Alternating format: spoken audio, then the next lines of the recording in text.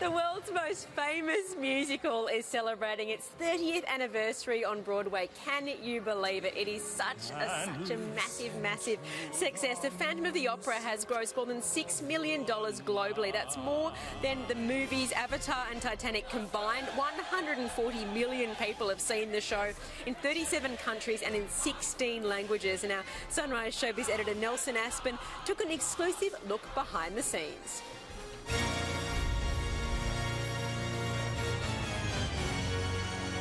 The music is instantly recognizable. Andrew Lloyd Webber's timeless production is a record-breaking, history-making smash hit. And the Phantom is still haunting the halls of the Majestic Theater in New York.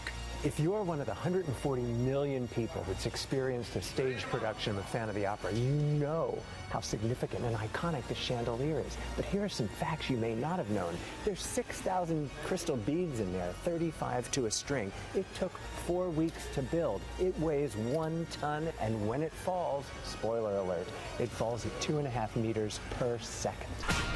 In all your fantasies, you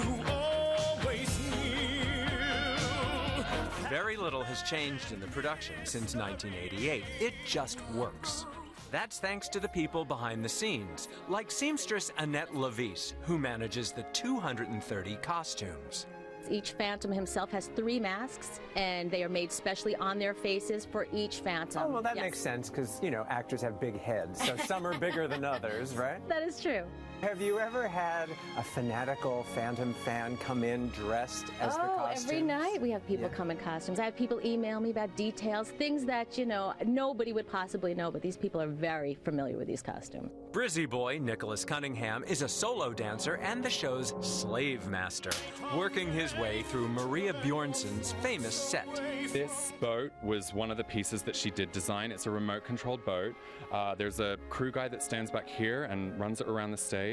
Here we have Christine's dressing room. This usually flies up after it's been used. It takes probably 4 cast members to move it out on stage and 3 to move it back. It's a pretty heavy piece. Nick's not the only Aussie. Marie Johnson plays Madame Giry, more than 20 years since she played Christine in the Australian production of Phantom opposite Anthony Warlow and the late Rob Guest. Is it more fun to be doing this role now? It's a little less pressure. Christine is quite mammoth, so this is a beautiful supporting role. So they're both, you know, there's a time and a place for both of them in my life. This is the perfect timing now. The show's Christine is Ali Ewalt, whose dressing room is adorned in fan letters and fan art. I saw the show for the first time when I was 10 years old. I remember exactly where I sat. Where were you? Here on Broadway? Here on Broadway. I was in one of the boxes because the whole time my dad was like, are we in box 5? Maybe the Phantom will show up. But I remember falling in love with the character of Christine, and Think of Me, I think, was one of the first songs that I ever performed publicly on like a cruise ship talent show.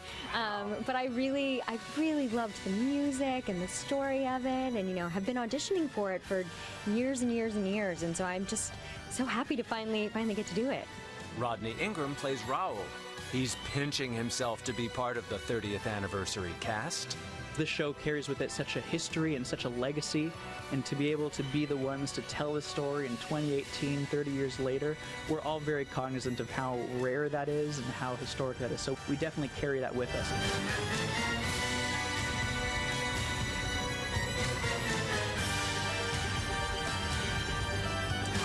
Nelson Aspen there in New York.